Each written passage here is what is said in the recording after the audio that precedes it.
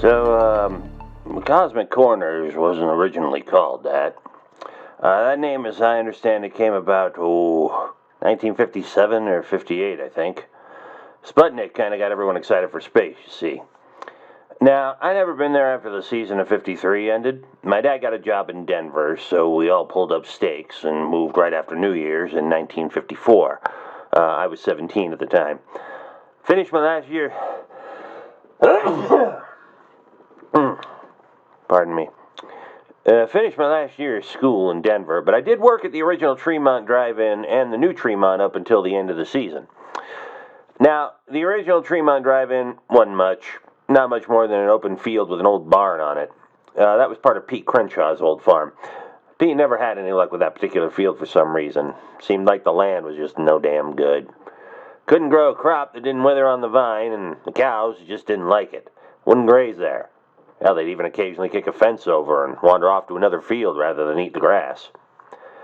Anyway, old Pete sees an article in the newspaper about this new thing happening called a drive-in theater. There'd already been a couple that had cropped up in the state, but the drive from Treemont to either of them was just too damn long to make it worthwhile. But Pete gets the idea he might be able to do something with that field to make it profitable by opening his own drive-in. So he and his wife Edna took the trip one day in 49, came back, and then the next week he goes and whitewashes the sign of the old barn I just mentioned. A few weeks later, he takes out an ad in the Whistler. That was the old town newspaper before it got shut down, announcing the Treemont Drive-In Theater opening that summer. He had plowed up his own land skirting the field to make a dirt path from it to the road. Pete set up a rickety old projector to project the movie onto the barn wall, and Edna sold baked goods from a bench right next to it. I mean, it wasn't much, really. The field couldn't hold more than 50 or so cars at the time, and you had to drive over pasture grass and rocks and such, but people had fun. And hell, it was my first job. Pete was one of my dad's regular customers in town, and he asked my dad if I could take admission from the people who came to see what all the fuss was about. Dad said sure, and I stood there at the opening of the fence, taking folks' money and dropping it in a coffee can. Pete had the idea of charging by the car rather than by the head, so while it was a bit pricier, I think it was something like $1 a car or something like that.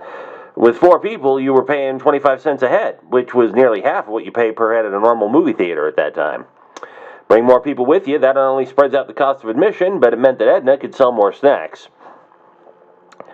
Anyway, I pretty much took money for that whole summer. Pete paid me 10% of whatever admissions we took on any given night, which was enough to keep me in candy, comic books, and baseball cards for those 3 months. Damn good job for a 14-year-old. Anyway, Pete closed the drive-in down in the fall because winter was coming, and ain't nobody want to sit and watching a movie in a snow-covered field. The drive-in had done better than he thought, so he asked me if I want to come work for him the next summer. He said he had big plans to expand the place for next year and wanted someone he could rely on. And hell, I said sure. Who would want more pocket money? And Pete busted his hump getting everything ready. He couldn't afford to pave the field, but he was able to plow up the grass and grade it with gravel, tore down the barn, built a brand new screen, a shack for the movie projector, and Edna's snack stand, and made a small booth for me at the gate to take admissions. He even managed to get himself a second-hand popcorn popper and a transmitter so he could broadcast the movie soundtrack to the customers' car radios. So, by the summer of 1950, the Treemont was open again, and word had gotten around. By grading the field, Pete had made more room for the cars, and the improvements meant more people were coming every night. Yeah, that was a good summer. At least until the Martins were found.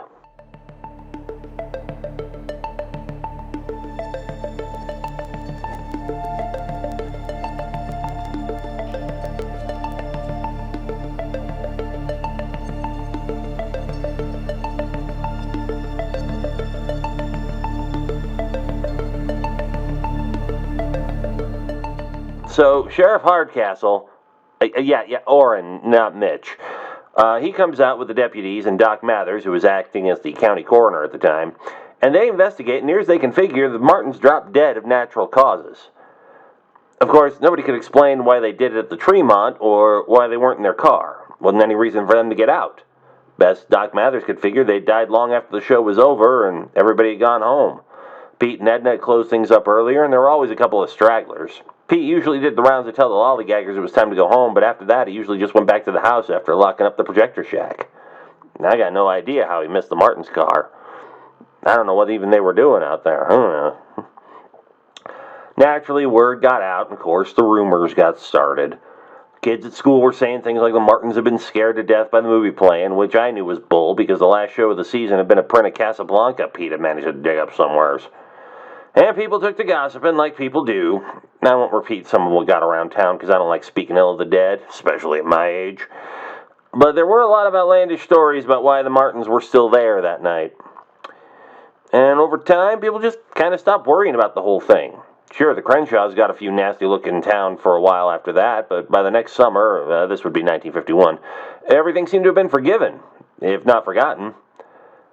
But of course, ain't nobody who was around back then ever going to forget the 4th of July.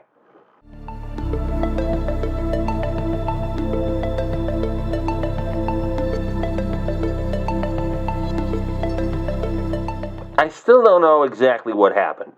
I was at the admission booth at the gate, keeping an eye out for late arrivals and half watching the first movie, when all of a sudden the fireworks start going off, shooting into the air. Confused the hell out of everybody, but then things got worse. The guys Pete had hired to set up the display put everything behind the screen, figuring that would be the best place to keep them out of curious hands, but apparently not, because while they started shooting up into the air, a few came zooming out from the screen toward the cars. That caused people to panic, and it got worse when it seemed all the damn things had been ignited somehow, and were firing this way and that, and then there was an almighty explosion, and suddenly the whole screen's on fire. Well, that really caused a panic, especially as there were still some rockets shooting off every which way, and those started smaller fires. 3 hit the projection shack, and since everything was made of wood, it went up pretty damn quick. People were peeling out of the field like the devil himself was after them. A couple of them didn't even bother coming back through the gate. They just crashed through Pete's fence.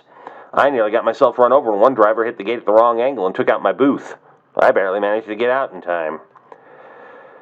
The Treemont was a total loss. It was a dry summer, and the fireworks had not only torched the screen in the shacks, the fireworks had set fire to Pete's other fields, which spooked the cattle, naturally, and it was all just an awful mess. Damn near every inch of Pete's farm was on fire. Lucky for Pete and Edna, the fire department made it out in time to get things under control before the fire could hit the house. Not everybody was so lucky, though.